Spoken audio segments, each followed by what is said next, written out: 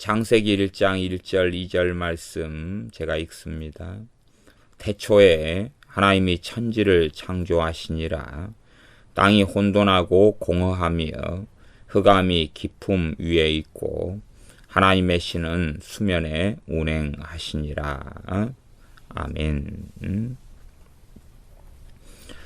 태초에 하나님께서 천지를, 하늘과 땅을 창조하시니라 말씀합니다. 그러면서 1장 2절에 땅이 혼돈하고 공허하며 흑암이 깊음 위에 있고 하나님의 신은 수면에 운행하시니라. 3절은 하나님이 가라사대 빛이 있으라 하시매 빛이 있었고 그 빛이 하나님의 보시기에 좋았더라.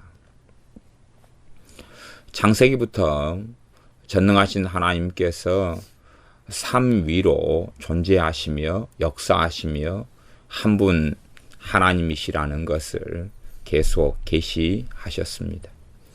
그래서 구약에서부터 이 하나님께서 일하셨는데 또한 행하시며 자신을 계시하셨는데 아버지와 아들과 성령 하나님, 성부, 성자, 성령 하나님으로 일하셨으며 그 가운데 특별히 이제 성령 하나님께서 구약에서 어떻게 계시되어져 말씀에 있는가 하는 것을 살펴보려 합니다. 창세기 1장 2절에는 땅이 혼돈하고 공허하며 흑암이 깊음 위에 있고 하나님의 신은 수면에 운행하시니라. 하나님의 신, 하나님의 영, 하나님의 영 성령 하나님께서는 수면에 운행하고 계셨다라고 성경은 기록합니다. 이 상황이 어떤 상황인지 하는 것까지는 우리가 다 이해하고 알 수는 없습니다. 그러나 성경은 명백하게 1장 2절에 하나님의 신이 수면에 운행하신다라고 말씀합니다.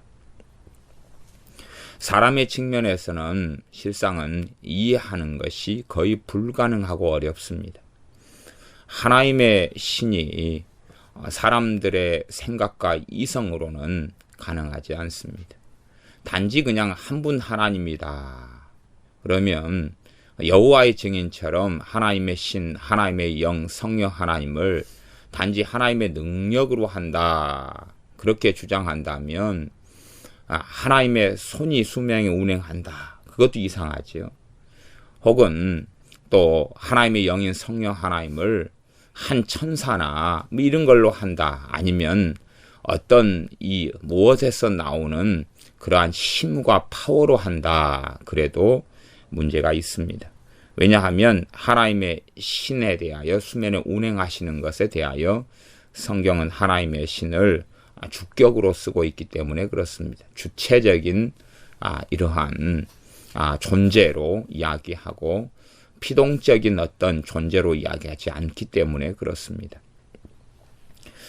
성경은 참으로 어떤 면에서는 이 하나님의 신비를 하나님께서는 감추지 않고 드러내고 계신 것을 알 수가 있습니다. 그냥 단순하고 쉽게 이 하나님의 영, 하나님의 신, 성령 하나님이 계시지 않는다. 혹은 삼위로 안 계시고 한 분 하나님으로만 존재하신다. 일신론이죠. 그렇게만 존재하신다면 하나님의 영이 거기에 성경에서 구약 성경에서는 계속하여 등장할 이유가 없기 때문에 그렇습니다.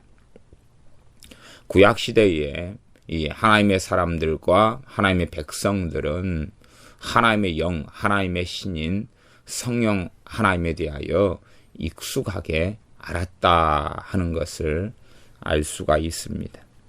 그래서 하나님의 신, 하나님의 영이 수면에 운행하신다 라고 1장 2절에 말씀합니다. 또 우리가 익히 아는 것처럼 1장 26절에 보면 이 하나님께서 이 모든 짐승을 종류대로 만든 다음에 그 다음에 이제 사람을 만드는 것이 나오는데 26절에 하나님이 가라사대 우리의 형상을 따라 우리의 모양대로 우리가 사람을 만들고 우리의 형상, 그렇게 이야기합니다. 앞에서 하나님이란 단어가 주로 엘로힘 이렇게 쓰여진 단어다고 이야기했습니다. 주로 엘 혹은 엘르 이런 단어가 하나님을 이야기합니다. 그래서 엘이라는 엘, 샤다이 그러면 엘이 하나님, 또 이스라엘 그러면 뒤에 있는 엘이 하나님, 하나님과 겨루어 이기다. 그렇게 이 엘자가 쓰이는 벳엘 그러면 하나님이란 뜻이 포함되어 있는 어떤 내용이다 하는 것을 알 수가 있지요. 그런 식으로 해서 이 엘자가 단수 하나님을 이야기한다면 엘로힘 할 때 엘로힘은 뒤에 있는 심 아니면은 로힘 이렇게 뒤에 붙어 있는 것이 하나님에 대한 복수다라고 말할 수 있습니다. 문제는 하나님들 이렇게는 되지는 않습니다. 그러나 하나님에 대한 복수형을 사용하고 있습니다. 그러면서도 한 분 하나님이신 것을 계속 말씀하시면서 성경은 우리가 우리의 형상을 따라 우리의 모양대로 사람을 만들자라고 말씀하십니다.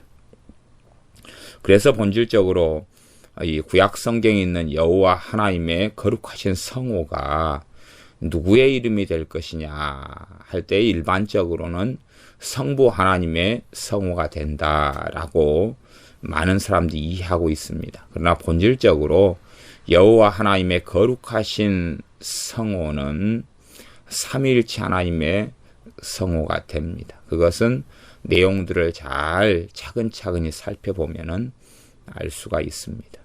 그러나 또한 당연하게 여호와 하나님은 아버지와 아들과 성령 하나님의 성호입니다. 또한 그러면서도 성자 하나님께서는 여호와의 사자로 자신을 또한 계시해 오셨고 나아가서 거룩하신 성령 하나님께서는 여호와의 영으로서 하나님의 영으로서 자신을 계시해 오셨습니다. 신약으로 와서 이제 하나님 이러한 일반적인 하나님에 대한 이 호칭으로 한다면 전능하신 삼위일체의 하나님께서 또한 하나님으로 존재하시면서 하나님 그리고 하나님의 영, 하나님의 아들 이렇게 또한 구분되는 그러한 역사와 사역과 일을 하시는 것을 우리가 살펴볼 수 있습니다. 그래서 여호와로서 일하시는 하나님, 여호와의 영으로서 때론 여호와의 사자로서 자신을 계시하시면서 여호와로 존재하시는 아버지와 아들과 성령 하나님에 대한 이해는 참으로 우리가 어떻게 알고 이해하기가 어렵다 그렇게 말할 수 있습니다. 그럼에도 불구하고 하나님의 존재하심이 우리라는 하나님의 존재 방식으로 이 땅에 태초부터 영원 전부터 영원까지 존재해 오셨다 하는 사실입니다. 그리고 이제 2장 에는 그렇게 이제 하나님께서 계속하여 창조하시지요. 2장 4절을 보면 같은 내용입니다만은 여호와 하나님이 천지를 창조하신 때에 그러죠. 그리고 히브리서 1장에서는 아버지께서 그 아들을 통하여 천지를 창조하셨다라고 말씀하시지 않습니까? 그러므로 이 아들도 여호와 하나님으로 일하셨고 사역하셨다는 것을 알 수 있습니다.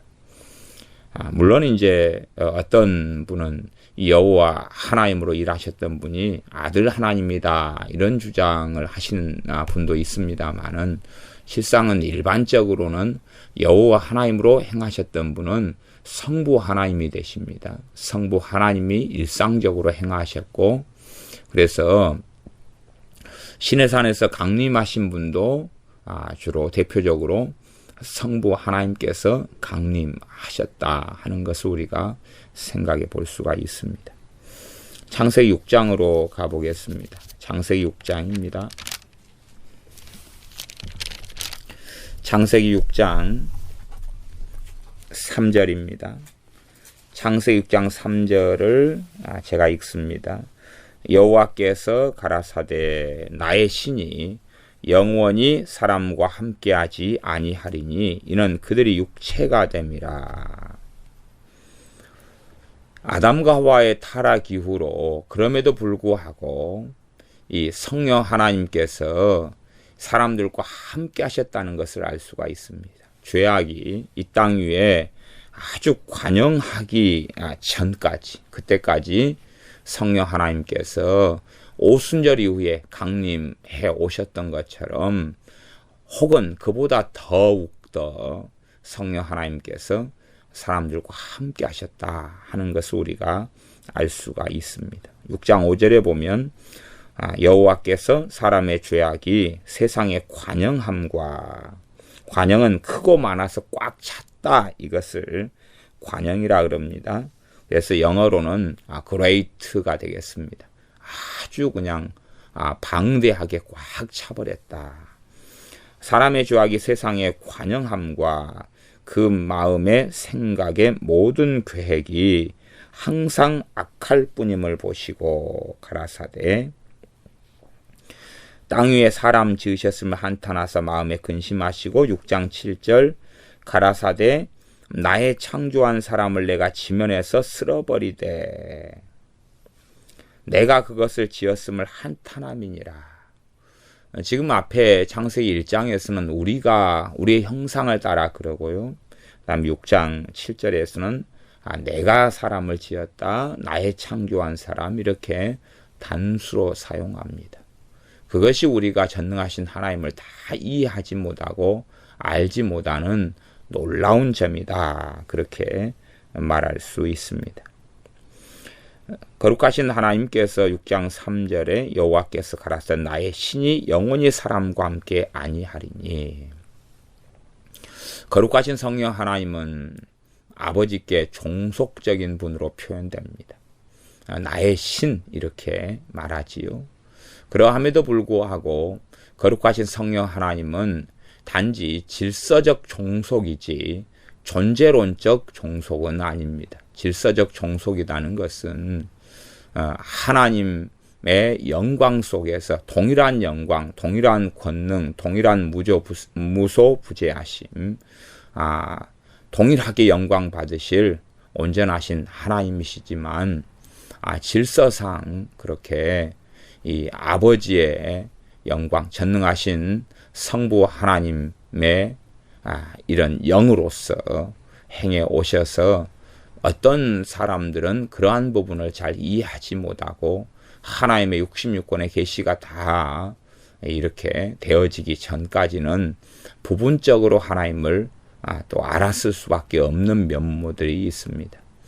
거룩하신 성령 하나님께서는 이 여호와의 영으로서, 아버지 하나님의 영으로서 이 땅 위에서 오래전부터 운행해 오셨고 자신의 영광을 많이 드러내시지는 않았습니다. 심지어는 이 땅에 주님께서 오신 이후에도 주님의 이름으로 이 땅에 임하셔서 주 예수 그리스도의 영광을 드러내시지 자신의 영광을 많이 드러내시는 그런 분이 성령 하나님은 아니시다 하는 것을 알 수 있습니다. 그러나 우리가 주님께서 재림하신 이후에 영원한 하나님의 나라에서 거하게 될 때는 우리가 그전까지 부분적으로 알고 부분적으로 깨달았던 삼위일체 하나님의 영광을 우리가 더 많이 보게 될 것입니다. 그래서 여호와 하나님께서 가라사대 나의 신이 영원히 사람과 함께하지 아니하리니, 전능하신 여호와 하나님께서 나의 신이 영원히 사람과 함께하지 아니하리니 이는 그들이 육체가 됨이라. 그러나 그들의 날은 120년이 되리라. 그래서 그들의 날수의 제한도 120년이 되는 것 가운데의 이런 줄어드는 수명의 핵심적인 것도 환경과 기후 요건 이전에 성령 하나님께서 떠나버리시는 사건이 핵심적인 것이다. 이렇게 제 개인적으로는 생각하고 봅니다. 영원히 사람과 함께하지 아니하겠다라고 거룩하신 성령 하나님께서 이 땅에서 거두어지는 사건이 나오고 성령 하나님께서 떠나시는 사건이 나옵니다. 그러나 이 부분적으로는 성령 하나님께서 계속하여 거주하셨습니다. 사람들에게 정말로 엄정한 하나님의 놀라운 심판이 노아 홍수 이전에 성령 하나님께서 떠나신 사건, 전능하신 여호와 하나님께서 나의 신, 여호와의 신을 거두신 사건이 가장 인류에게 있어서는 엄정한 심판이다. 그렇게도 말할 수 있습니다. 그러면서 구약에서 성령 하나님은 계속하여 또한 조금씩 역사해 오셨습니다. 그것은 주 예수 그리스도의 십자가에 흘리실 보혈을 기본으로 하고 바탕으로 하여서 그렇게 운행하실 수 있었다 하는 것을 제가 신학적으로 말씀을 드리겠습니다. 창세기 41장입니다. 좀 건너뛰어서 창세기 41장을 보겠습니다. 구약성경 가운데 이제 많은 구절들을 봐야 되는데 부분적으로 이렇게 살펴보겠습니다. 41장 38절입니다. 거기에는 요셉에 대하여 이 애굽의 이집트의 왕 바로가 한 이야기가 나옵니다. 37절부터 제가 읽어보겠습니다. 바로와 그 모든 신하가 이 일을 좋게 여긴지라. 바로가 그 신하들에게 이르되 이와 같이 하나님의 신이 감동한 사람을 우리가 어찌 얻을 수 있으리요 하고. 우리가 이때의 바로 왕이나 신하들을 보면 하나님을 알았다는 것을 알 수 있습니다. 그러지 어느 신에 감동했구나, 혹은 야 무슨 신, 태양신이 무슨 신이니 뭐 그런 것 아닐까, 혹은 야 우리가 알지 못하는 어떤 신에게 쓰임받는 무슨 사자구나, 그렇게 요셉을 본 게 아니라 정확하게 바로가 그 신하들에게 하나님의 신이 감동한 사람을 우리가 어찌 얻을 수 있으려. 하나님의 신은 누굽니까? 성령 하나님이시지요. 그것을 바로 왕이 이야기합니다. 신하들에게요. 신하들이 전혀 모르는 것이라면 이야기하는 것이 우습게 되지 않겠습니까? 그런 요셉 시대까지만 해도 이 애굽까지라도 아직은 이 배교했고 타락했지만은 부분적으로 하나님에 대한 지식이 있었다 하는 것을 알 수가 있습니다. 나중에 모세 시대 때에 나타난 발람 선지자 같은 경우도 왜 이 이스라엘하고 상관없는 사람 아닙니까? 나아가서는 아브라함 시대 때의 나타났던 멜기세덱, 살레망 멜기세덱이나 혹은 또 주변의 아비멜렉 왕이나 이런 여러 왕이나 사람들도 하나님을 명백하게 알았다 하는 내용들이 창세기에 우리가 많이 발견할 수 있는 내용입니다. 또한 아브라함 같은 경우도 하나님을 섬겼던 사람들, 거기에서 갈대아 우루, 그런 지역에서 바벨론이나 페르시아, 과거 그 더 이전의 지역들에서 하나님을 섬기고 알았다가 변질돼 가고 타락해 가고 어그러져 가며 종교 혼합주의 속에 들어가는 가운데 하나님께서 부르신 사람이 아브라함이어서 아브라함을 통하여 이스라엘을 일으켜 세우시는 그런 여정이었습니다. 39절에 요셉에게 이르되 하나님이 이 모든 것을 내게 보이셨으니 너와 같이 명철하고 지혜 있는 자가 없도다. 하나님의 신에 감동한 사람, 하나님께서 이 모든 것을 내게 보이신 사람, 그렇게 바로가 인정하는 것을 알 수가 있습니다. 출애굽기입니다. 출애굽기 31장입니다.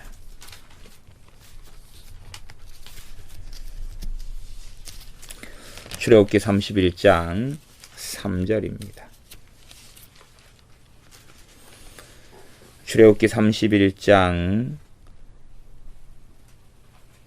2절 3절을 제가 읽어보겠습니다. 내가 유다지파 홀의 손자요 우리의 아들인 부살레를 지명하여 부르고 하나님의 신을 그에게 충만하게 하여 지혜와 총명과 지식과 여러 가지 재주로 공교한 일을 연구하여 금과 은과 노수로 만들게 하며, 하나님께서 이 부살렐이란 사람을 지명하여 불러서 하나님의 신을 그에게 충만하게 하겠다. 지혜와 총명과 지식과 여러 가지 재주를 주시겠다는 것입니다.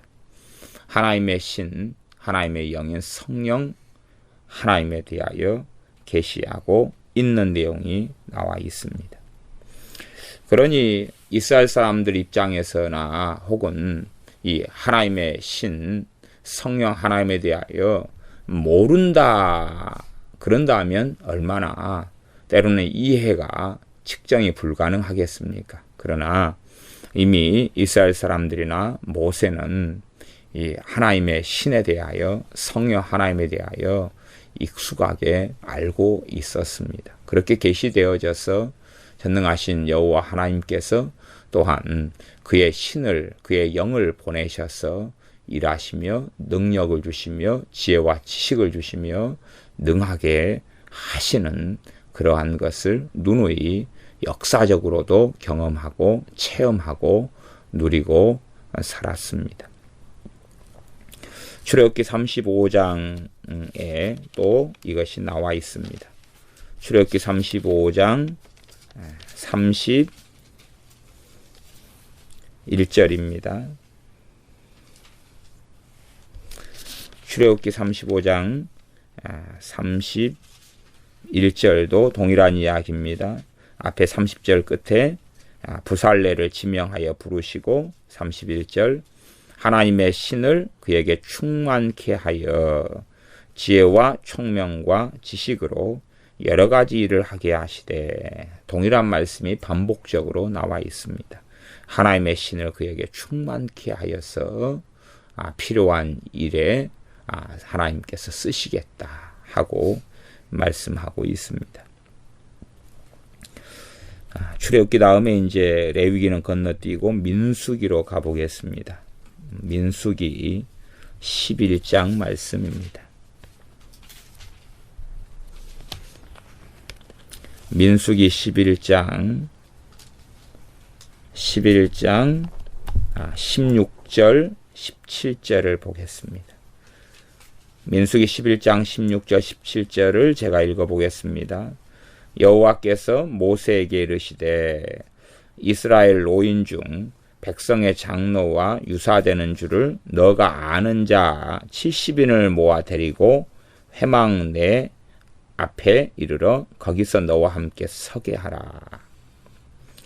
모세에게 이스라엘 노인 중에서 백성의 장로와 유사는 지도자를 이야기합니다.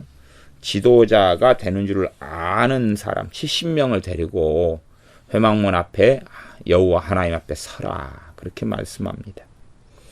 그러면 17절 내가 강림하여 거기서 너와 말하고 내게 임한 신을 그들에게도 임하게 하리라. 모세가 그러면 내게 임한 신, 모세가 누구와 함께 지금 행하고 있다는 걸 알 수 있습니까? 성령 하나님과 함께 행하고 있었다는 걸 알 수 있습니다. 전능하신 하나님께서 그의 성령님을 부으셔서 모세는 이미 이 성령님의 역사하심과 충만하심 속에서 이 하나님의 일을 수행하고 있었던 것입니다. 이것이 전능하신 삼위일체 하나님의 신비 가운데 속합니다. 전능하신 하나님께서 어떻게 그의 자녀들과 함께 하시느냐, 그의 영을 통하여 함께 하십니다. 그러나 단지 하나님의 영은 그냥 힘과 에너지가 아니라, 능력이 아니라 삼위의 하나님 되시는 분이십니다.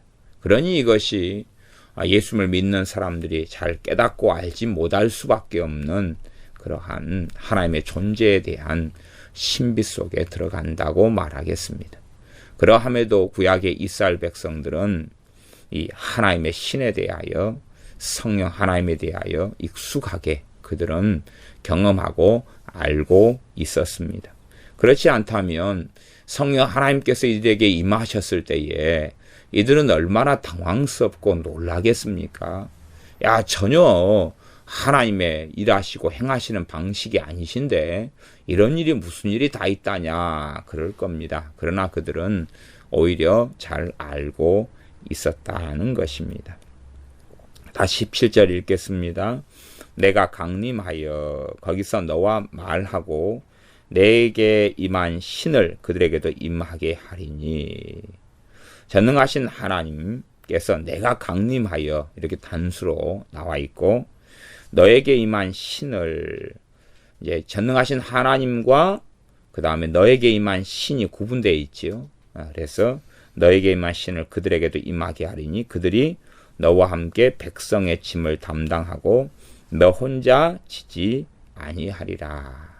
성령 하나님께서 이 70명의 장로들, 유사들에게 임하셔서 이스라엘 백성들을 섬기고 그들을 이끄는 짐을 이 성령 하나님께서 강림하시고 임하시며 성령 하나님을 전능하신 아버지께서 부으신 다음에 그 다음에 백성의 짐을 담당할 수 있을 것이다 라고 말씀하십니다. 11장 25절 24절부터 26절까지 제가 읽어보겠습니다. 모세가 나가서 여호와의 말씀을 백성에게 고하고 백성의 장로 70인을 모아 장막에 둘러 세우매 여호와께서 구름 가운데 강림하사 모세에게 말씀하시고 그에게 임한 신을 70장로에게도 임하게 하시니 신이 임하신 때에 그들이 애언을 하다가 다시는 아니하셨더라. 신이 임하던 때에 성령님께서 이 70명의 장로들에게 임하셨는데 그때에 그들이 애언을 했다 그럽니다. 그리고 다시는 안 했다. 26절에 그 가운데 특별한 이야기가 기록되어 있습니다. 그 농명된 자들 중에서 엘닷이라 하는 자와 메닷이라 하는 두 사람이 진에 머물고 회막에 나아가지 아니하였으나 그들에게도 신이 임하였으므로 진에서 애언한지라. 엘닷과 메닷이라는 이 장로 둘은 불순종하였습니다. 아마 모세를 대적하는 마음이 있었을 수 있겠습니다. 그래서 분명히 명백하게 밝혀서 나오라 했는데 이 두 사람은 그렇게 안 했다 그 말입니다. 안 하고 안 가겠다. 그리고 나아가지 않고 회막에 하나님 앞에 나아가지 않았습니다. 그러나 그들이 호명하고 농명을 하였기 때문에 모세가 농명을 했지요. 그러니 전능하신 하나님께서 그들에게도 성령님께서 임하게 하셨다 그 말입니다. 그것 때문에 이제 이 눈의 아들 여호수아가 사실은 화가 나게 됩니다. 왜냐하면 그들의 불순종, 그들의 완악함 때문에 여호수아가 화가 납니다. 그래서 이 두 사람 엘닷과 메닷이 27절에 보면 진중에서 애언하더라고 한 소년이 달려와 모세에게 고합니다. 그때에 28절에 택한 자 중 한 사람 곧 모세를 섬기는 눈의 아들 여호수아가 말하되 그러면 이 70명의 장로들 가운데 누가 속해 있다는 걸 알 수 있습니까? 여호수아가 속해 있다는 걸 알 수 있습니다. 그리고 여호수아에게 이미 누가 임하십니까? 성령님이 임하신 것을 알 수가 있습니다. 여호수아는 70명의 장로들 가운데 들어서 성령님께서 임하여 계신 자입니다. 택한 자 중 한 사람이지요.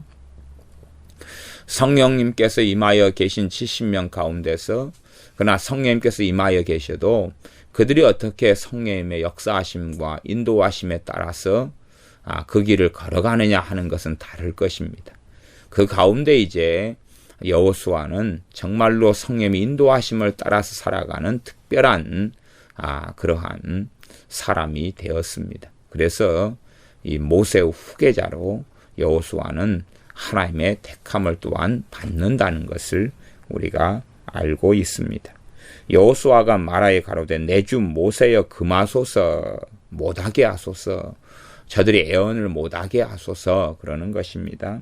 29절에 모세가 그에게 이르되 너가 나를 위하여 시기하느냐. 여호와께서 그 신을 그 모든 백성에게 주사 다 선지자 되게 하시기를 원하노라. 모세는 그런 부분에서 이 성령님을 오히려 모든 백성에게 부어주셨으면 좋겠다라고 모세는 이야기합니다. 민수기 27장으로 가겠습니다.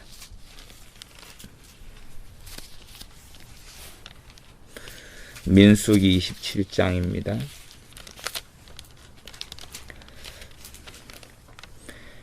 민수기 27장 15절부터 제가 읽어보겠습니다. 모세가 이제 자신의 사역을 다 마무리할 때에 모세가 하나님께 이스라엘 백성의 지도자를 세워달라고 기도하면서 그때 눈의 아들 여호수아가 세움받은 이야기입니다. 모세가 여호와께 여짜와 가로되 여호와 모든 육체의 생명의 하나님이시여 원컨대 한 사람을 이 회중 위에 세워서 그로 그들 앞에 출입하며 그들을 인도하여 출입하게 하사 여호와의 회중으로 목자 없는 양과 같이 되지 않게 하옵소서. 기도할 때에 여호와께서 모세에게 이르시되 눈의 아들 여호수아는 신에 감동된 자니 너는 데려다가 그에게 안수하고 그를 제사장 엘르아살과 온 회중 앞에 세우고 그들의 목전에서 그에게 위탁하여 내 존귀를 그에게 돌려 이스라엘 자손의 온 회중으로 그에게 복종하게 하라. 그리고 이제 23절에 이 여호수아에게 안수하여 위탁하였다 하고 나옵니다. 여호와 하나님께서 여호수아는 신에 감동된 자다. 여호와의 신, 여호와의 영에 감동된 자다라고 말씀합니다. 여기에서 감동이란 단어를 사용하시지요. 자, 감동이란 단어가 참 특별하고도 놀라운 이런 단어에 속하기도 합니다. 그 다음에 이제 이 신명기로 가겠습니다. 신명기 34장으로 가겠습니다.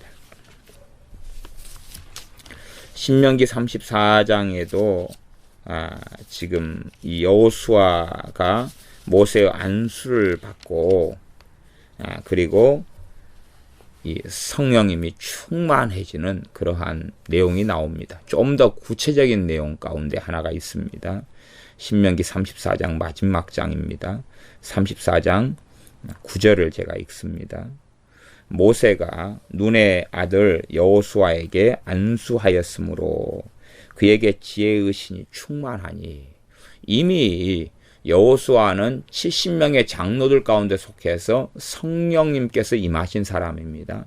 또한 그것 말고도 다시금 모세의 안수를 통하여서 여호수아에게 지혜의 신으로 충만히 성령 하나님이 임하시는 것이 나옵니다.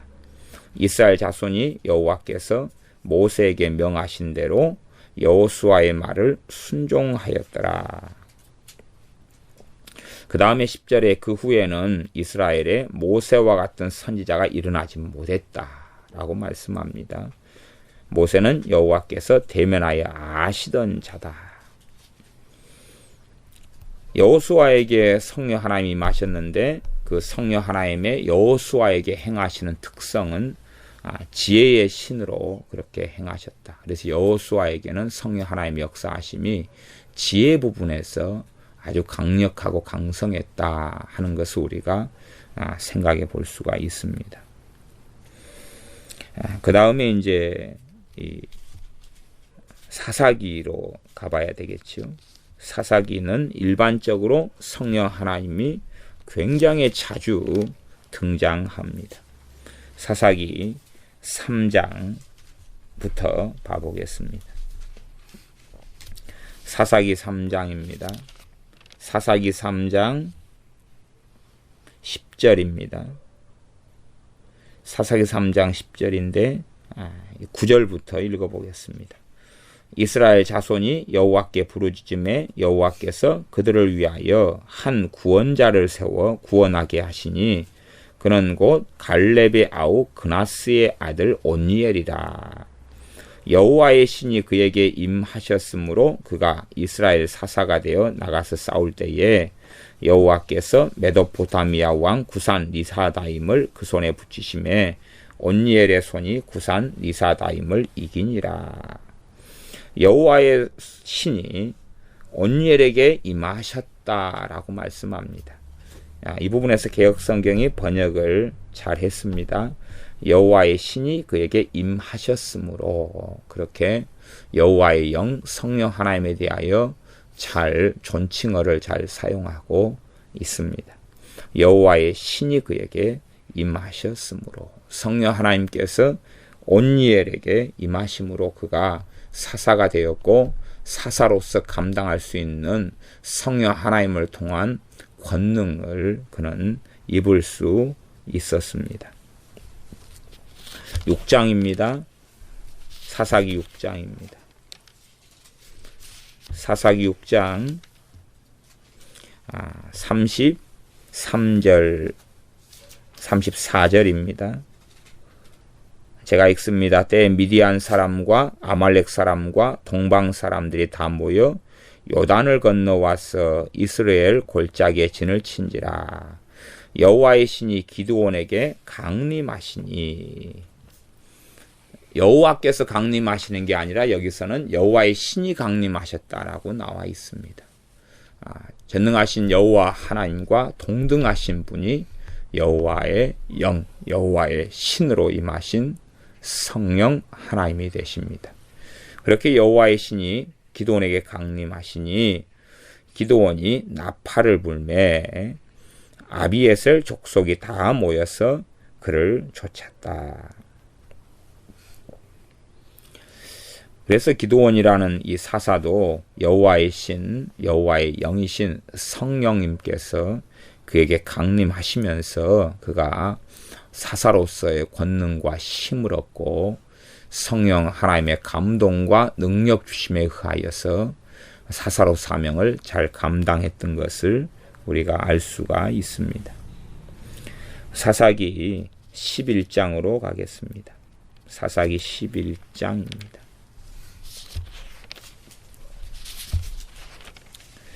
사사기 11장 29절입니다. 29절을 제가 읽습니다.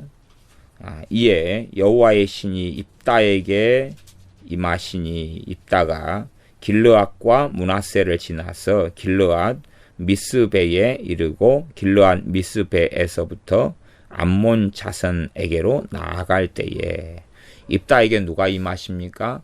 여호와의 신이 임하셨다라고 말씀합니다. 이미 특별히 하나님과 가까운 사람, 하나님을 경외했던 사람들, 이런 사람들 가운데 하나님께서 사사를 세우신 거지요. 그런 믿음이 있는 사람들이겠죠. 그들은 이미 그러면서 여호와의 신, 여호와의 영에 감동하며 여호와의 신으로 역사하시는 성령 하나님께서 임하시고 역사하셔서 그들과 함께 하시고 그들을 도우시며 그들을 능하게 하시며 그들을 인도하시며 그들을 지도하시며 붙드시며 사명을 감당하게 하셨다는 것을 구약에서부터 이미 하나님의 사람들이 익숙하게 알고 있습니다. 어떤 면에서는 구약 성경을 이스라엘 백성들은 오랫동안 읽어오면서 자신들도 기대하는 게 뭘 기대하겠습니까? 이 여호와의 신, 여호와의 영이 자신들에게도 감동해 주시며 임하여 주시기를 사모하고 원하지 않겠습니까? 그렇기 때문에 요엘서 2장 같은 이 여호와의 영이 모든 사람, 모든 믿는 자에게 임하시는 것, 늙은이, 젊은이, 어린아이까지도 임하시는 그러한 놀라운 것을 사실은 이스라엘 백성은 고대하고 고대할 수밖에 없었던 것입니다. 사사기 13장을 보겠습니다. 사사기 13장 24절 25절을 제가 읽습니다. 삼손의 이야기가 나와 있습니다. 여인이 아들을 낳음에 이름을 삼손이라 하니라. 아이가 자라매 여호와께서 그에게 복을 주시더니 25절 소라우와 에스다올 사이 마하네단에서 여호와의 신이 비로소 그에게 감동하시니라. 그에게 비로소 감동하시니라. 이제 감동이라는 단어를 또한 여기서도 사용하고 있습니다. 여호와의 신 성령님께서 그에게 감동하셨다.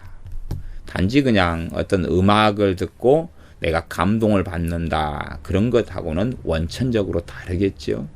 음악을 듣고 감동을 받는 것이야 감정적이고 정서적인 것이고, 이 여호와의 신 성령님께서 삼손을 감동하시는 것은 그것하고는 아주 다른 어떤 근원적인 문제에서 감동일 것입니다.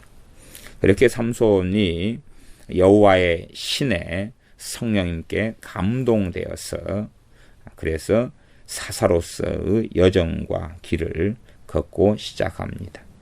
이제 계속하여 14장 6절에 보면 성령님의 역사하심이 나와 있습니다. 삼손에 대하여서는 좀 많은 여러 구절이 나와 있습니다.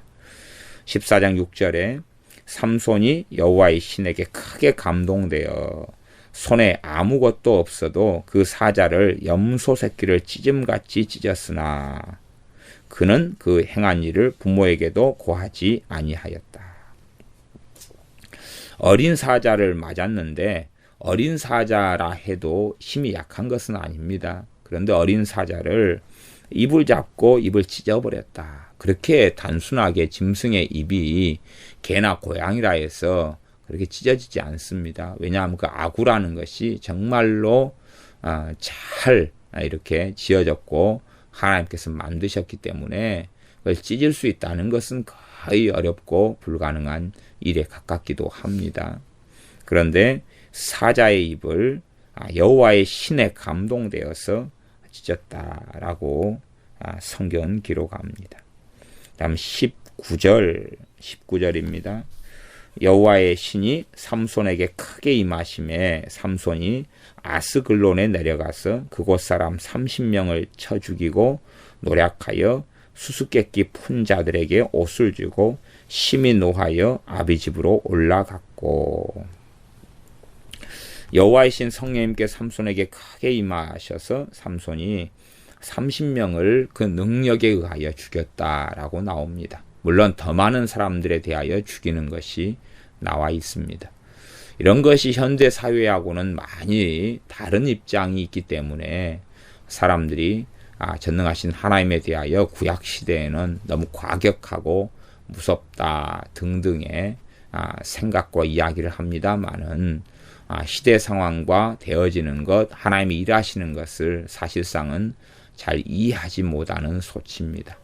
전능하신 하나님은 영원 전부터 영원까지 변하신 적이 없으십니다. 또한 구약에 전능하신 하나님께서 그 아들을 이 땅에 보내시는 것, 성부 아버지 하나님께서 그 아들을 이 땅에 보내심도 아버지께서 행하시는 것이 중심이었다는 것을 우리는 알고 있습니다. 전능하신 아버지 하나님께서 사람을 사랑하셨고 긍휼히 여기셨으며 그들을 구원하기 위하여 그 아들을 아끼지 않고 내어 주신 것입니다. 사사기 15장 봐보겠습니다. 15장 14절입니다. 15장 14절 제가 읽습니다. 삼손이 레히의 이름에 블레셋 사람이 그에게로 마주 나가며 소리 지르는 동시에 여호와의 신의 권능이 삼손에게 임하매 그 팔 위의 줄이 불탄 삼과 같아서 그 결박되었던 손에서 떨어진지라. 여호와의 신의 권능이 삼손에게 임하였다라고 말씀합니다.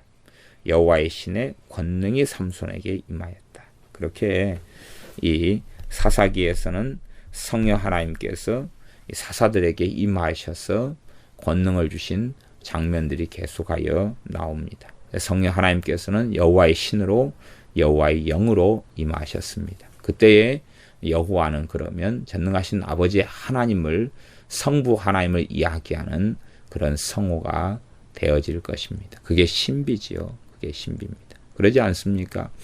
아버지 하나님께서도 하나님이시고 아들 하나님께서도 하나님이시고 성령 하나님께서도 하나님이시죠. 이게 하나님 한 하나님 안에 아버지와 아들과 성령 하나님이 한 하나님이시면서 또한 독립적으로 그렇게 행하신다는 것입니다. 그래서 이렇게 성호가 여호와의 신으로 구분되어서 나올 때는 당연히 그러면 그 여호와는 아버지 하나님이 되시는 건 당연한 이야기지요.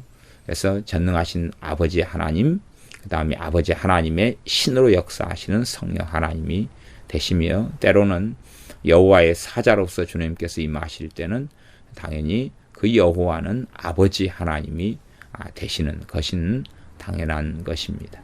그런 부분에서 사람의 이해나 사람의 지각은 한계가 있다 그렇게 말할 수밖에 없겠습니다. 그래서 일반적으로 우리가 잘 이 머리로 이해하고 깨닫는 것에 한계가 있지만 그냥 구약 성경에서 여호와 하나님으로 계시된 분이 삼위일체 하나님이시며 또한 일반적으로는 성부 하나님이시다 이렇게 이해하면 큰 문제나 어려움은 없을 거다 이렇게 보여집니다. 그래서 일반적으로는 잘 이해가 안 되면 구약에서 성부 하나님이시다 그렇게 이해하시면 좋겠습니다. 그러나 일반적으로 성부 하나님이라는 그러한 이해 외에도 여호와 하나님으로서 삼위일체 하나님께서 행하셨다 하는 것까지 염두에 두실 필요는 있습니다.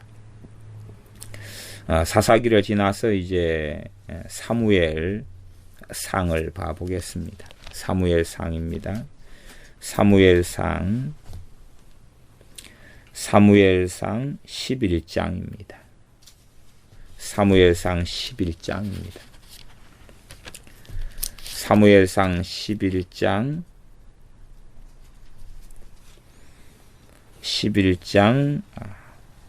5절 6절입니다. 5절 6절. 지금 사울이 왕으로 기름 부음 받은 다음에 그러면서 이제 이 사무엘 선지자가 그것에 대하여 이제 사울에게 애언한 이야기 중에 하나입니다. 일단 5절부터 읽겠습니다. 그 후에 너가 하나님의 산에 이르리니 그곳에는 블레셋 사람의 영문이 있느니라. 너가 그리로 가서 그 성읍으로 들어갈 때에 선지자의 무리가 산당에서부터 비파와 소고와 저와 수금을 앞세우고 애언하며 내려오는 것을 만날 것이요. 당시에도 사무엘 선지자 말고도 선지자의 무리가 있었다는 것을 우리가 이 말씀을 통해 알 수가 있습니다. 6절 내게는 여호와의 신이 크게 임하리니 너도 그들과 함께 애언을 하고 변하여 새 사람이 되리라. 여호와의 신 성령님께서 사울 왕에게 크게 임한다. 크게라는 단어가 강조되어 있습니다. 그리고 이제 이 10장 10절 그들이 산에 이를 때에 선지자의 무리가 그를 영접하고 하나님의 신이 사울에게 크게 임함으로 그가 그들 중에서 애언을 하니. 그러니 사울 왕이 성령 하나님께서 크게 임한 사람입니다. 그러니 그가 배교하고 돌아서며 불순종하는 것은 단지 우리가 불순종하는 것과는 차원이 다른 일입니다. 그는 성령 하나님께서 크게 임한 사람이에요. 그러나 아말렉 족속을 진멸하라는 말씀을 정확하게 듣고 알매도 불구하고 그렇게 하지도 않고 또한 전능하신 하나님 앞에서 그의 율법대로 율례대로 행하라는 하나님의 명령을 받고도 따르지도 않고 또한 하나님을 중심으로 행하는 게 아니라 인본주의, 사람의 중심과 사람의 영광을 위하여 행하는 그런 모습은 그에게 크게 임한 성령 하나님의 역사하심을 따라서 행하는 게 아니라 얼마나 그에 대하여 돌아서며 완고하고 완악하게 사울 왕이 행해왔는지를 드러내는 것이라는 것을 알 수가 있습니다. 사무엘상 지금 그 다음에 이제 11장을 봐보겠습니다. 사무엘상 11장입니다. 사무엘상 11장에도 사울에게 또한 사울 왕에게 이 성령님께서 크게 감동하시는 내용이 나옵니다. 11장 6절만 봅니다. 암몬 족속과 전쟁하는 그런 부분입니다. 그 가운데 사울이 이 말을 들을 때에 하나님의 신에게 크게 감동되며 그 노가 크게 일어났어. 성령님의 감동이 된 다음에 노가 일어났다. 그래서 노가, 이 분노가 이 두 개의 분노의 것이 있을 겁니다. 하나는 육에서 오는 것, 하나는 영에서 오는 거죠. 이 비느하스가 가진 건 성령의 역사에 일어난 분노. 그래서 사람의 성내는 것이 하나님의 의를 이루지 못한다. 그 성내는 것은 일반적으로 사람 육에서 오는 것이 되어집니다. 성령의 역사로 인한 이런 노나 분노도 있다. 이렇게 성경은 기록되어져 있습니다. 육에서 오는 것이 아닌 성령님으로부터 오는 노와 분이 있습니다. 사울이 이 말을 들을 때에 하나님의 신에게 크게 감동되며 그 노가 크게 일어났어. 그래서 한결이 소를 취하여 각을 뜨고 그렇게 해서 이스라엘 모든 지경에 보냈다. 사울 왕은 이 성령의 역사하심에 굉장히 익숙한 사람입니다. 또한 하나님의 신, 하나님의 영인 성령 하나님께 권능과 능력을 받아서 살아왔던 사람이 사울 왕이 되어집니다. 사무엘상 16장을 보겠습니다. 사무엘상 16장입니다. 16장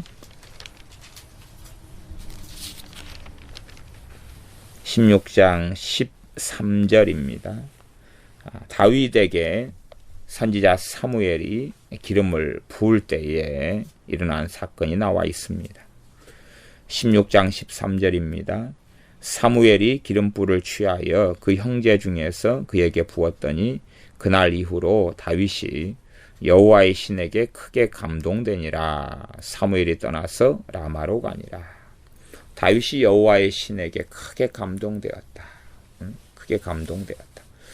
그런 실상은 이 성령님께 감동되고 하는 것을 누리고 경험한 사람들만이 이런 성경 구절을 볼 때에 이해를 할 수 있습니다. 그렇게 이 성령님께 감동되어서 살고 이걸 경험하고 아는 사람만이 이런 구절을 보면 이게 최소한은 어느 정도 것이거나 어느 정도의 하나님의 역사하심이겠다 하는 것을, 물론 우리가 경험하는 것은 이때에 이 다윗이 경험한 것보다는 훨씬 좀 미약하고 미미한 것일 겁니다. 그러나 그로 인하여서 이 성령의 감동에 대하여서 얼마간은 이해할 수 있다라고 말할 수 있습니다. 그 다음에 이제 열왕기로 가보겠습니다. 역대상으로 건너뛰겠습니다. 역대상입니다. 역대상 28장입니다. 열왕기 상하 다음에 역대상하가 있습니다. 역대상 28장입니다. 역대상 28장 11절 12절을 제가 읽습니다. 이 내용은 히브리서에도 반복되어서 나와 있는 내용입니다. 역대상 28장 11절 12절 다윗이 전에 낭실과 그 집들과 그 곡관과 다락과 골방과 속죄소의 식양을 그 아들 솔로몬에게 주고 또 성신의 가르치신 모든 식양 곧 여호와의 전의 뜰과 사면의 모든 방과 하나님의 전 곡관과 성물 곡관에 식양을 주었다. 식양은 설계도입니다. 설계도. 이건 성전 설계도입니다. 지금 성전 설계도는 지금 성막하고 다르죠. 그러니까 성막에 대한 설계도는 지금 율법에 나와 있고 하나님께 주셨는데 성전은 이제 성막하고 다릅니다. 물론 성전 안에 성막을 또 두는 부분이 있습니다만은 그러나 거기하고는 다른데 그 설계도를 지금 다윗이 받은 것입니다. 누구에게 받았냐 그러면 성신을 통하여서 받았다 그 말이에요. 그래서 28장 12절은 성령 하나님에 대하여 더 깊은 것이 계시되어 있고 기록되어 있습니다. 성신에 가르치신 모든 식양, 성령 하나님께서 가르치셨다는 걸 알 수 있어요. 식양은 지금 설계도입니다. 설계도예요. 그러면 여호와 전에 성전의 낭실, 또 집들과 곡간, 다락, 골방, 속죄소의 설계도, 그런 것을 솔로몬에게 주었다는 것입니다. 너가 이제 이렇게 성전을 짓고 건축해라. 그런 것입니다. 근데 그것은 본질적으로 다윗이 만들거나 솔로몬이 만든 설계도가 아니라 성령님께서 설계도를 가르쳐 주셨다는 이야기입니다. 그러니 다윗이 나중에도 시편에서 주의 성신을 내게 거두지 마옵소서라고 기도하지요. 그리고 성령 하나님께서는 직접 가르쳐 주시는 것입니다. 단지 하나님의 능력만 되신다면 성령 하나님께서 가르치시질 않지요. 우리 주님께서도 요한복음에 물론 계속하여 신약에서는 성령 하나님에 대한 계시가 깊이 있게 드러나기 때문에 그가 내가 말한 것을 가르치시며 생각나게 하시리라 하는 성령 하나님의 주체적인 역사하심을 누누하게 이야기합니다만은 이 구약 성경에서는 더 자세하게 드러난 것 중에 하나가 이 역대상 28장 12절이다. 그렇게 말할 수 있습니다. 성전의 식양 설계도를 다윗에게 성령님께서 성신께서 가르치셨다. 그렇게 해서 이 식양을 다윗이 기록해 가지고 아들 솔로몬에게 주었습니다. 13절 이어서 다 한 구절 보면 또 제사장과 레위 사람의 반열과 여호와의 전에 섬기는 모든 일과 섬기는 데 쓰는 모든 그릇의 식양을 설명했다. 실제로 이 세월이 좀 많이 흘러버리면 우리가 창세기, 출애굽기, 레위기, 민수기, 신명기 가운데서 이 그릇을 어떻게 만들고 뭘 어떻게 만들고를 우리가 성경에 이렇게 짧게 기록되어 있어도요, 그것만으로는 다 알 수가 없습니다. 그 어떤 몇 문장으로 뭔가가 돼 있다, 그러면 그렇게 알 수 있겠느냐 그 말입니다. 잘 알 수가 없습니다. 우리가 어떤 그릇을 만든다, 그럼 그릇에 대하여 한 5줄로 돼 있다. 그 5줄만 보고 그 그릇하고 의도하는 바를 알 수 있겠느냐는 것입니다. 그게 알기가 어렵습니다. 그래서 실상은 지금 현재 관점에서 율법의 특별히 의식법 가운데 어떤 부분들은 이렇게 이해하고 저렇게 이해해도 잘 이해가 안 되는 부분들이 존재할 수밖에 없습니다. 예를 들어서 이 속죄소 위에 그룹을 둔다, 스랍을 둔다, 그렇게 해서 속죄소, 속죄판 위에 둔다 그럴 때에 사진으로 옛날에 만들어 놓은 걸 사진으로 찍어 놓는다면 알 수가 있겠지만 잘 모른다 그 말이죠. 그러니까 부살렐 같은 경우가 가장 기본적인 율법을 받아가지고 있지만 부살렐 같은 이에게 성령님께서 임하시면서 그릇을 어떻게 만들고 물두멍을 어떻게 만들고 도구를 어떻게 만드는 것을 알게 되어지는 것입니다. 가장 기본적인 말씀을 근거로 하지만 그것을 통하여서 또한 기름을 부으시기 때문에 알 수 있는 것입니다. 마찬가지로 이 율법에가 어떻게 성경 기구 같은 것을 만들어야 한다고 나와 있지만 그건 가장 기본적이고 단순한 건 몇 마디만 있습니다. 그러지 그에 대한 제조법, 그에 대해서 어떻게 만드는 구체인 것이 없다는 사실이에요. 근데 다윗을 통하여서는 이러한 것에 대한 성물 곡간의 식양이나 아니면 13절에 섬기는 모든 일에 쓰이는 모든 그릇의 식양을 설명했다는 것입니다. 그러니 다윗에게 얼마나 깊은 성령님의 가르치심과 이 기름 부음이 왔다는 걸 알 수가 있어요. 다윗이 그 일일이 설명해주고 그럼 설명한다는 이야기는 이해할 때까지 가르쳐 줄 수 있는 것입니다. 그리고 그것을 가지고 이제 성전과 성전에 쓸 모든 기구와 성전의 설계가 모든 것이 이런 것이 되어지는 그런 일이 28장에 나와 있는 것을 우리가 알 수가 있습니다. 역대상 28장이었습니다. 역대상 12장으로 한번 또 돌아가 볼까요? 역대상 12장 역대상 12장에 보면 이 다윗의 이러한 이 장수들, 다윗의 장수들에 대해서도 이 사사들처럼 또 다윗이나 사울 왕처럼 성신, 성령님께 감동된 것이 나와 있습니다. 12장, 역대상 12장 18절 제가 읽어보겠습니다. 때에 성신이 30인의 두목 아마세에게 감동하시니, 이 장수 30명의 두목이 아마세인데 그에게 성신이 감동하셨다. 가로되 다윗이여 우리가 당신에게 속하겠고 이새의 아들이여 우리가 당신과 함께하리니 원컨대 평강하소서. 당신도 평강하고 당신을 돕는 자에게도 평강이 있을지니 이는 당신의 하나님이 당신을 도우심이니라 한지라. 다윗이 드디어 접대하여 세워 군대 장관을 삼았더라. 이 성신에 감동된 사람 두목 아마세가 성신에 감동하여서 이렇게 말하는 걸 알 수 있습니다.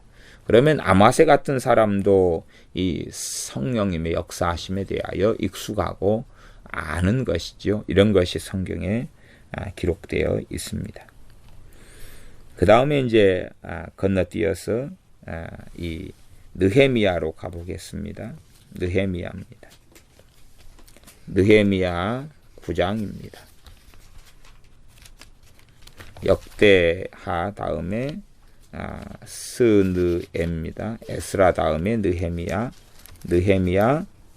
9장입니다. 느헤미야 9장 20절을 보겠습니다. 느헤미야 9장 20절입니다.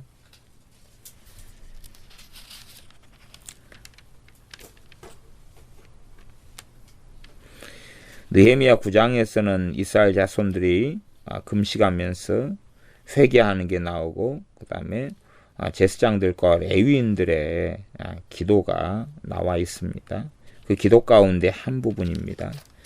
9장 20절 또 주의 선한 신을 주사 저희를 가르치시며 주의 만나로 저희 입에 끊어지지 않게 하시고 저희의 목마름을 인하여 물을 주시사 40년 동안을 들여서 기르시되 결핍함이 없게 하심으로 그 옷이 헤어지지 아니하였고 발이 부릅지 아니하였사오며.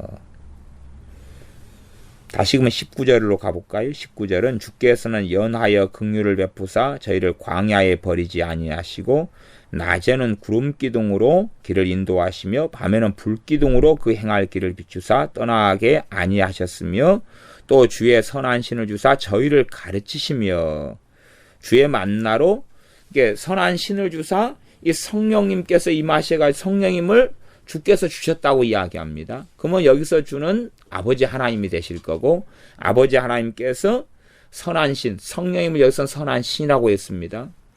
아버지 하나님께서 그의 영, 그의 신을 주셔서 그러면 이 성령 하나님께서 이제 임하셔가지고 그들을 가르치셨다 그 말입니다. 성령 하나님께서 저희를 가르치시는 것입니다. 주님께서 가르치시는 것도 맞고 성령 하나님께서 임하셔가지고 그들을 가르치시는 것도 당연히 맞지요. 그렇게 하면서 이스라엘 백성이 40년 동안에 살아왔다는 것입니다. 그것이 이제 느헤미야에 짧게 기록되어 있는 성령님에 대한 그런 말씀이 되어집니다. 그 다음에 욥기로 가보겠습니다. 욥기 27장입니다.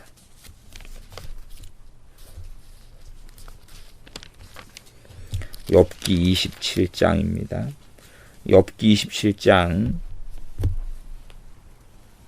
1절, 2절, 3절을 제가 읽어보겠습니다. 욥이 하는 첫 번째 독백 가운데 나와 있는 것입니다. 2절, 3절 욥기 27장 나의 의를 빼앗으신 하나님 나의 영혼을 괴롭게 하신 전능자의 사심을 가리켜 맹세하노니 나의 생명이 아직 내 속에 완전히 있고 하나님의 기운이 오히려 내 코에 있느니라. 하나님의 기운 그럴 때에 거기서 기운은 여기서는 하나님의 영을 이야기합니다. 하나님의 기운을 하나님의 영입니다. 그래서 킹제임스 버전 같은 경우는 잘 이 번역하고 있는데 The Spirit of God 그래서 하나님의 영이다 이렇게 잘 번역하고 있습니다. 하나님의 영이 그래서 이 영에 해당하는 헬라어가 호흡, 숨, 기운, 영 이런 단어들이 다 있는데 여기서는 하나님의 영이 되는 것이 맞습니다. 성령 하나님께서 오히려 내 코에 있다. 단지 그냥 이 숨을 이야기하는 부분이 아니라 하나님의 영, 성령님에 대한 것을 이야기합니다. 그 다음에 이제 좀 더 가서 욥기 33장을 보면 33장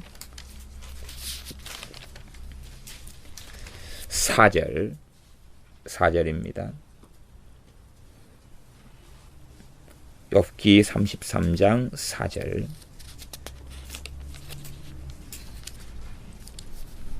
여기서는 이제 엘리후가 이야기하는 것이 나옵니다. 일단은 32장을 먼저 보겠습니다. 32장 8절입니다. 8절에 보면 사람의 속에는 심령이 있고 그러죠. 심령이 있고 이 심령을 영혼이 있고 그렇게 이해해도 됩니다. 아니면 마음으로 이해할 수도 있습니다. 다음 전능자의 기운이 사람에게 총명을 주시나니 기운이 아니겠죠. 그러면 총명을 누가 주십니까? 전능자의 영이 주시죠. 전능자의 영 성령님입니다. 전능자의 영 성령님께서 사람에게 총명을 주신다. 욥기는요. 욥은 동방 사람입니다. 그러죠? 동방 사람이고 기본적으로 모대도 이 욥기 때의 연도가 어떻게 되냐 그러면 일반적으로 아브라함 동시대거나 그 이전으로 봅니다. 동방의 아브라함 BC 한 2000년경이 아브라함 때입니다. 그때나 그 이전으로 보는데 그러면 동방 사람의 욥이 있고 욥의 세 친구가 있고 등장이 또 엘리후가 등장합니다. 그 다음에 욥의 세 친구들이 하는 발언에 대하여서 거의 성경과 어긋난 발언을 안 합니다. 그래서 사람들이 욥기를 볼 때 헛갈리고 당혹스러워하는 것입니다. 욥의 세 친구가 이야기를 욥에 대해서 하는데 대상만 틀렸을 뿐이지 하나님에 대해서는 거의 정확하게 이야기를 합니다. 그러나 욥의 세 친구가 대상을 욥으로 잡고 한 이야기는 틀렸다고 하나님께서는 이야기하고 그들에게 회개할 것을 하나님께서는 이야기하시며 욥의 세 친구를 책망하셨습니다. 다시 말하면 욥의 세 친구는 성령님의 역사로 말한 것이 아니게 됩니다. 그러나 이것을 성경에 하나님은 또한 합력하여 선을 이루셔서 성경에 기록해 놓습니다. 욥의 세 친구가 바른 말을 하지 않았어요. 욥에 대해서 바른 말을 안 했어요. 안 했는데 욥의 세 친구가 한 말을 성경에 기록합니다. 기록해. 그러면 그의 여러 의미 가운데 하나는 얼마나 이 동방해가 하나님 말씀이 풍성했는가를 알 수 있습니다. 그냥 욥의 세 친구가 특별하다 이렇게 보기보다는요.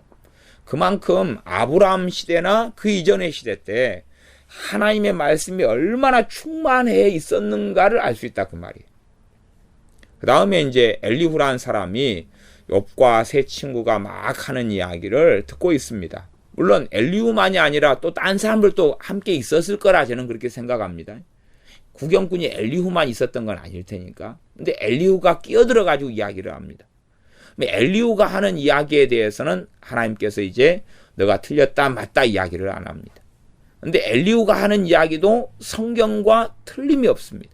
그러면 욥 시대 때는 지금 아직 모세가 날려면 욥의 시대 때를 최소한 AD, BC 2000년경으로 본다. 그러면은 1446년이 출애굽이에요. 그러면 한 600년 뒤의 일입니다. 600년 뒤나 돼요. 그런데 600년 뒤쯤에나 이스라엘 백성이 율법을 받아요. 그러면 그 전의 이야기다 그 말이에요. 모세 시대 훨씬 이전의 이야기입니다. 그래서 일반적으로 신학자들은 한 이 아브라함 시대 정도나 그 이전을 잡습니다. 근데 이 동방인데 얼마나 하나님 말씀의 풍성한가를 드러내는 게 욥기입니다. 그래서 그게 욥기의 비밀 중에 하나입니다. 사실은요. 이 성경이 기록되기 전이에요. 심지어는. 그러죠? 모세오경은 누가 기록합니까? 기본적으로 모세가 기록합니다. 그 이전이에요. 그 이전인데 하나님 말씀이 이렇게 풍성한 게 욥기입니다. 단지 그냥 욥만 하나님 경외했다 혼자 끝. 그런 게 아니겠죠. 욥이 그냥 나오겠습니까? 그 위에 하나님 말씀을 증거한 조상들이 있고 부모가 있고 형제가 있고 이웃이 있고 그러니까 욥이 나오는 것입니다. 혼자 그냥 갑자기 뱃속에서 아래서 깨어나가지고 박혁거세가 돼가지고 욥이 태어날 때부터 하나님을 한 달째부터 경외하고 알았다, 계시를 받았다 그런 게 아니다 그 말입니다. 하나님에 대한 말씀을 듣고 배우고 그렇게 살면서 이제 말씀에 따라 하나님을 경외하고 사는 욥이 되었고, 마찬가지로 욥의 세 친구도 하나님을 알아왔고, 그러나 욥에 대해서는 잘못된 말을 했다 그 말이에요. 그러나 내용상으로는 성경 말씀과 비추어서 거의 틀림이 없는 이야기를 욥의 세 친구들도 했습니다. 대상이 욥이 된 게 잘못이죠. 그 다음에 32장에가 엘리후가 32장부터 욥에 대하여 하는 이야기가 나와 있는데, 32장 8절에 사람의 속에는 심령이 있고 전능자의 기운이 사람에게 총명을 주시나니 대인이라고 지혜로운 것이 아니요 노인이라고 공의를 깨닫는 것이 아니라. 그러면 누구로 인하여서 지혜가 얻게 되고 공의를 깨닫게 된다고 이야기합니까? 전능자의 기운, 전능자의 영을 통해서 그렇다 그 말입니다. 전능자의 영을 통해서 그렇다. 성령님을 통하여서 그렇다 하는 이야기입니다. 성령님을 통하여서 사람들이 총명을 얻게 되는 것입니다. 성령님을 통하여서 총명을 얻게 되는, 전능자의 영을 통하여 전능자의 영이 사람에게 총명을 주신다. 이미 정말로 오래전에 엘리후라는 이 사람은 알고 있다 그 말이에요. 엘리후라는 하나님을 섬기는 이 사람은 총명이 어디서부터 오느냐? 총명은, 지혜는, 지각은, 총명은, 명철은 성령님을 통해 온다는 걸 알고 있습니다. 그래서 전능자의 영이 사람들에게 총명을 주신다. 그러하지 대인이라 해서 지혜롭진 않고 노인이라 해서 공의를 깨닫는 게 아니다. 그러면 공의를 깨닫는 것도 전능자의 영인 성령님께서 공의를 깨닫게 하시고 전능자의 영께서 역사하셔서 지혜를 주신다 하는 겁니다. 총명은 지혜와 연결돼 가는 것이죠. 그 다음에 이제 계속하여 엘리후가 33장에도 이야기합니다. 그래서 33장 4절입니다. 하나님의 신이 나를 지으셨고 그러죠. 이게 비밀 중에 하나를 이야기합니다. 삼일체 하나님께서 천지를 창조하신 것입니다. 그러면 아버지 하나님께서 천지를 창조하셨고, 히브리서 1장에는 그 아들을 통해서 창조하셨고, 그 다음에 욥기 33장 4절은 하나님의 신이 나를 지으셨다. 그러면 천지 창조에 대해서까지는 가지 않더라도 지금 이 엘리후라는 사람을 누가 만들었다고 이야기합니까? 하나님의 신이 만들었다고 이야기합니다. 성령님께서 누구를 만드셨다는 이야기입니까? 이 엘리후를 만드셨다는 이야기입니다. 그럼 모태에서부터 성령님의 역사하심이 관여되어 있고, 엘리후의 영혼육, 엘리후의 영혼을 누가 만드시고요? 성령님이 만드시고, 엘리후의 몸을 만드시는데 신비롭게 성령님께서 관여되어 계시고 지으셨다고 이야기합니다. 그 다음에 전능자의 기운이, 이것도 기운도 신으로 해석해야지 사실은 맞습니다. 그래서 하나님의 신이 나를 지으셨고 전능자의 신이 나를 살리시느니라. 말하자면 이 성령 하나님의 역사하심을 통하여서 자신이 지금 살고 살아가고 있다고 이야기합니다. 사도행전에 보면은 사도 바울이 복음을 전하면서 너희가 하나님 때문에 기동하고 숨쉬고 살고 있다 그렇게 말씀하고, 그 하나님의 역사하심이 욥기 33장 4절에는 성령님이라고 이야기하는 것입니다. 그렇게 욥기에는 성령에 대한 깊은 것이 일단 33장, 32장 나와 있고 또 34장에도 있습니다. 욥기 34장입니다. 욥기 34장 14절입니다. 14절 34장도 엘리후가 하는 이야기입니다. 13절 14절 읽겠습니다. 누가 땅을 그에게 맡겼느냐? 누가 온 세계를 정하였느냐? 그가 만일, 그는 하나님입니다. 12절 하나님은 그렇게 나왔지요. 만일 자기만 생각하시고 그 신과 기운을 거두실진데 모든 혈기 있는 자가 일체로 망하고 사람도 진토로 돌아가리라. 그 신은 뭡니까? 하나님의 신이죠. 하나님의 신을 거두어 버리시면 모든 혈기 있는 자는 살아서 움직이는 사람들이죠. 그 사람들이 일체로 망한다. 다 죽는다는 것입니다. 사람도 진토로 돌아간다. 그러니까 그 신과 기운은 가스 브레스, 하나님의 숨결이다. 하나님의 숨이다 그럽니다. 여기서 기운은 그대로 이 성령님이 아니라 그냥 브레스, 숨결 혹은 기운 그렇게 해도 되는 것 같습니다. 그 앞에가 그 신이 있습니다. 그 신. 하나님의 신과 그 다음에 이 숨을, 기운을 거두신다면 그렇습니다. 그러니 성령님을 통하여 사람들은 살아가고 있다는 것입니다. 그러하니 하나님께 사람들을 당연하게 심판하실 수밖에 없는 것은 하나님께 사람을 창조하시며 만드신 창조주실 뿐만 아니라 사람들이 살아가면서 어찌됐든지 간에 그들이 힘을 얻고 생명을 가지고 살아나가는 모든 근원에 하나님이 계시며 하나님의 영이신 성령 하나님이 계시기 때문에 그렇습니다. 심지어는 나아가서 안 믿는 사람이라 할지라도 그가 어떤 공의를 깨닫고 어떤 지혜와 총명을 얻는 것 속에서라도 성령 하나님께서 관여되어 있다는 것을 지금 이 욥기 32장 같은 데서는 또 32장에서는 이야기하고 있어 왔고 33장에서도 사람의 생명이 사람의 지으심이 성령님으로 인하여 되어졌다고 이야기합니다. 그러니 그를 태초부터 만든 이가 하나님이시며 사람을 창조하신 이가 하나님이시며 나아가서 현 시대의 인간 자체가 지어지고 만들어진 게 하나님의 신 성령의 역사하심이며 나아가서 그가 지혜와 총명을 얻는 것도 실상 그가 스스로 하고 불신자라 할지라도 자신의 능력을 통해서 한 것이라고 착각하지만 그렇지 않다 하는 사실입니다. 이제 그 다음에 욥기 다음에 이제 시편이나 또 이사야나 나아가서 미가서나 이런 에스겔이나 이런 많은 성경이 나와 있는데 그까지는 다음 시간에 이제 찾아보면서 마무리를 구약에서 성령님 구약의 성령 하나님에 대하여 마무리를 짓겠습니다. 그러니 욥기까지만 해서 볼 때도 성령 하나님에 대하여서 계속하여 정말 깊이 있게 많이 계시되어 있고 삼위일체 하나님으로서 이미 일하고 계셔 오셨다는 것을 우리는 익히 알 수가 있다는 사실입니다. 기도하겠습니다. 아버지 하나님, 전능하신 아버지 하나님께서 그의 영 성령님을 이 땅에 보내시며 하나님의 자녀들을 세우시며 능하게 하시며 새롭게 하시며 거룩하신 성령 하나님께서 사람들 가르치시며 능력 주시며 권능 주시며 인도하시며 함께 하시는 그러한 모든 역사가 구약 성경에도 익히 기록되어 있는 것을 살펴봅니다.